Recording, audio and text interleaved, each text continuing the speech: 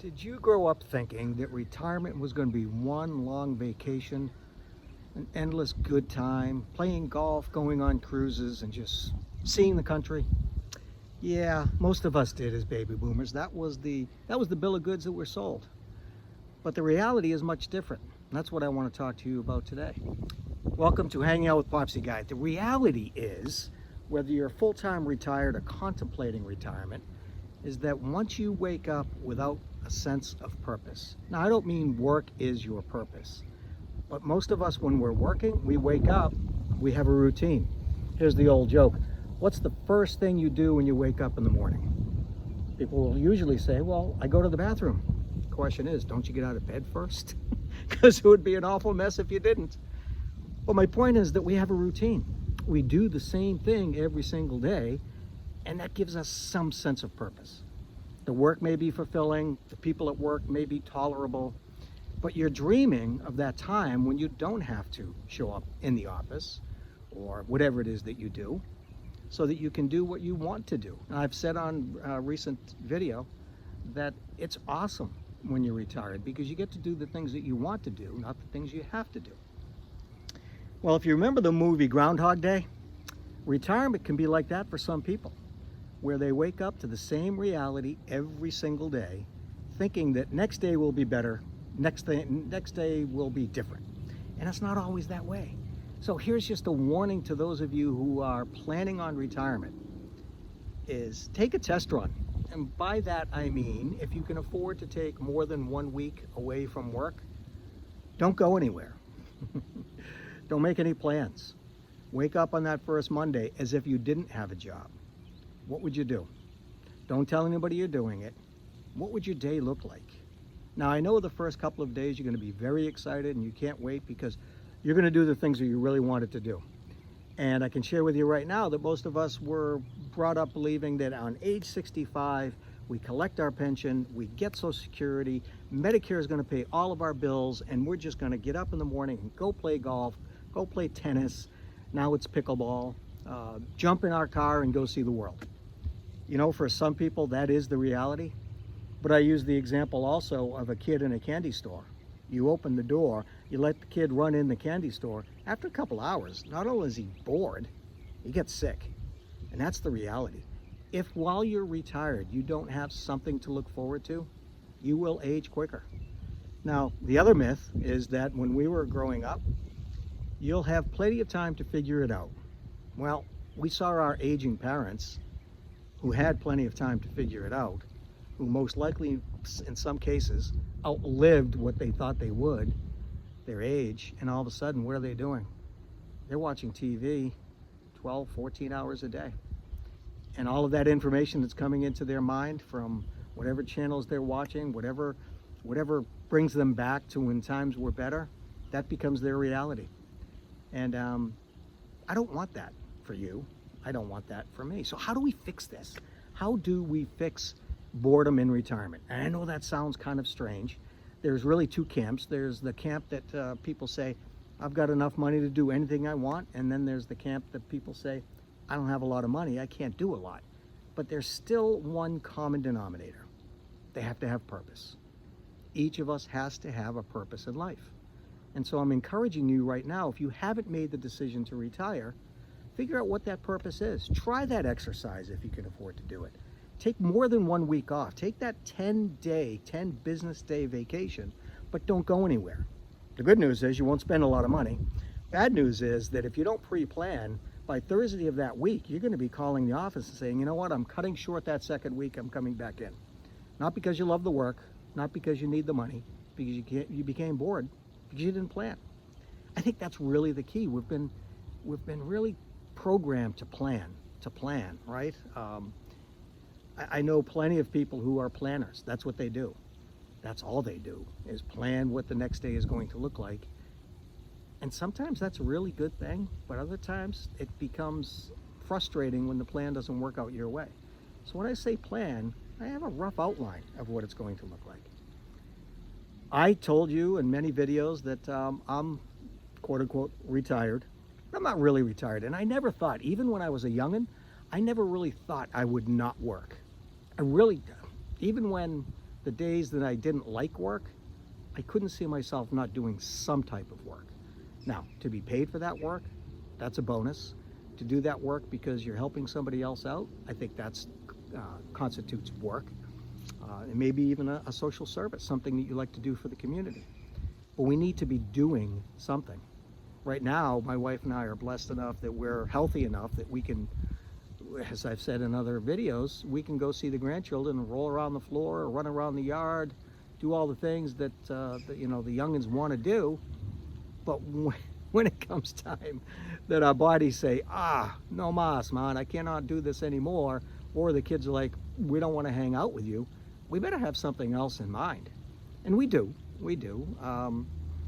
It revolves around our church, it revolves around our friends.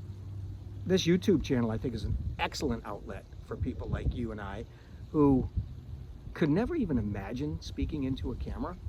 Even if no one ever watches, it's actually a very nice thing to do. It's fun. I mentioned it's not hard. And there are people that need your wisdom and experience. Popsy Guy has a tagline for hanging out with Popsy Guy, and it is, this channel is all about wisdom, experience, encouragement, and humor. Because without those things, there's not a lot of purpose in our age group, and even when we get a little bit older. I've always been a fan of understanding the difference between wisdom and advice. Wisdom just comes out in stories where you may be talking with somebody about a certain subject and they'll even say, oh boy, I remember when.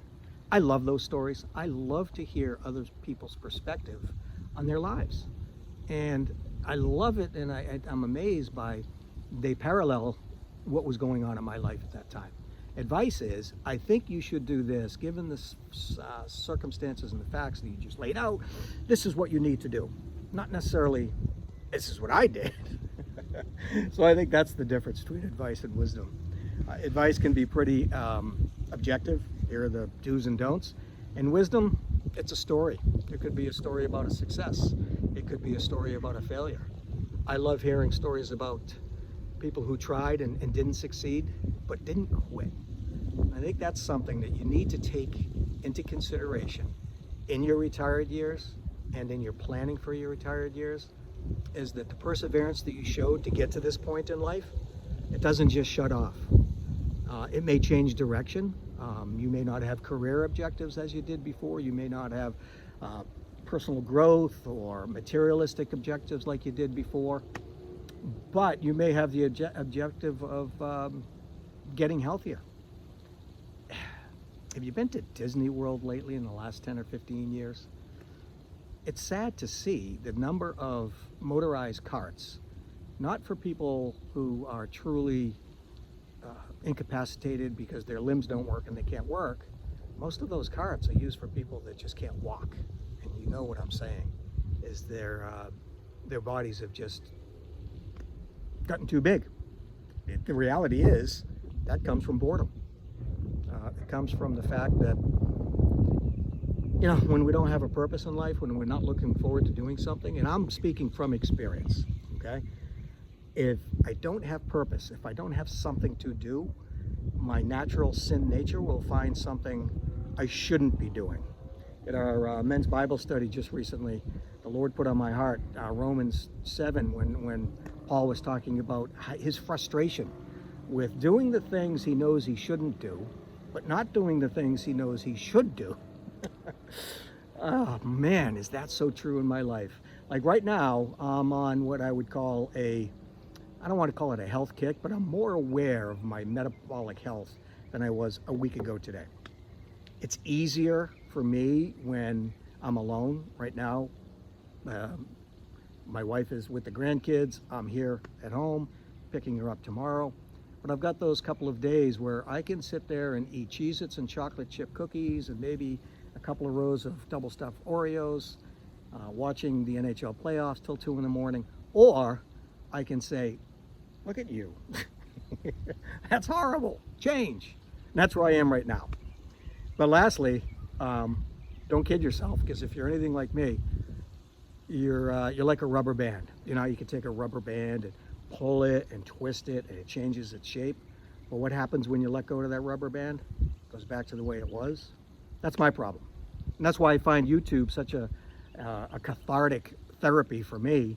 And I'm hoping that if you're in my age group, which is over the age of 60, either you're retired or planning on retiring and you're looking for something to look forward to, you would consider starting your own YouTube channel. And always keep in mind that it's an audience of one. An audience of one in this secular idea is for you. If somebody watches, that's great. If you're going to try to turn it into a business, that's a completely separate discussion. But there are many, many YouTubers out there that'll help you get started. I think that's the way I did it. I think that's the way a lot of folks will do it. But you know what? It gives you something to look forward to. And I'll tell you another secret. AI will be your friend. Yeah, I know AI is going to take over the world and all the bots are going to eat your brains. I've heard it all before. But I have to tell you, once you get over the fear of two things, number one is seeing yourself on camera, and number two, technology, it's exuberating, if that's such a word. It's things that you look forward to. For example, I had a completely different idea for this video. And then I was driving to the location I wanted to shoot this video at, and I said, what am I doing? That's not on my heart right now. This idea for this video was just to generate views. And I had to have a talk with myself and say, dude, don't do that. Don't do it just for the views. Do it because there's somebody out there that needs what you have. And if it's only one person and that person says, I'm glad I watched that video because Popsy Guy was saying what was on my mind. You know, you may not be the type of person that wants to pick up a camera and do it. I encourage you to rethink that and to understand that there's so many tools that a knucklehead like me can take an iPhone 10, put it on a $20 handheld tripod and record a video. It can be done. Don't get hung up on the camera. Don't get hung up on the lighting. Be yourself. Make sure your hat is straight. And just have at it. And tell us about yourself. Really tell us about yourself. And when you're done, and you didn't overthink it, and you didn't overproduce the editing, and you post it, don't keep going back to see how many people watch it. It doesn't matter.